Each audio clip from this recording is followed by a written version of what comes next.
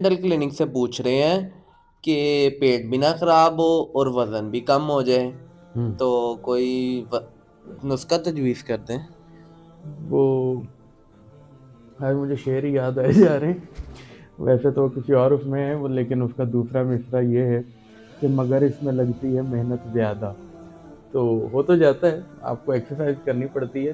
पेट कम करने के लिए ना देखें, सिंपल सी बात है, आप दवाइयाँ जो मर्जी खा लें, जो बेली फैट है ना, ये सबसे ज़्यादा स्टबन फैट, मतलब कि सबसे ज़्यादा ढीठ चर्बी होती है जो कि आसानी से नहीं जाती।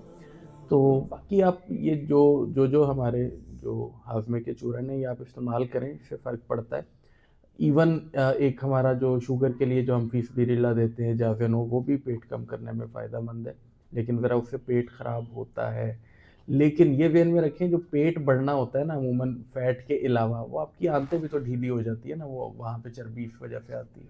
तो उसके लिए बेहतर यही होता है कि एक्सरसाइज की जाए, और जो चीज़ें ज़्यादा चर्बी बनाती हैं और हम उनको कंज्यूम, मतलब चीनी है, चावल है, मैदा है, कि जिन्होंने जाके फैट में ही कन्वर्ट होना है किसी ना किसी सूरत में, तो इनसे जितना अवॉइड कर सकें और जितना फाइबर ज़्यादा ले सकें, और इवन आप जो फैट्स हैं वो डायरेक्टली लें बगैर अगर इसके कार्ब्स के, तो वो भी आपको अंदर जाके स्टोर नहीं होता, लेकिन कार्ब के साथ फैट लेना जो है वो मामला ख़राब करता है। तो बस एक तो चीनी, चावल, चिकनाई, अब्बू का जो है वो इसके ऊपर मज़मून भी था उर्दू डाइजेस्ट में, इनसे परहेज़ रखें। चिकनाई से मुराद तली हुई चीज़ें हैं, बाकी वैसे मक्खन खाएँ, बेशक घी खाएँ।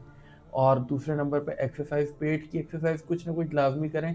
अब तो बहुत ज़्यादा ये चीज़ें प्रूव भी हो चुकी हुई हैं कि जिनका पेट लटका होता है ना, उनको शुगर होने के चांसेस ज़्यादा होते हैं कंपैरेटिवली जो ओवरऑल मोटा हो।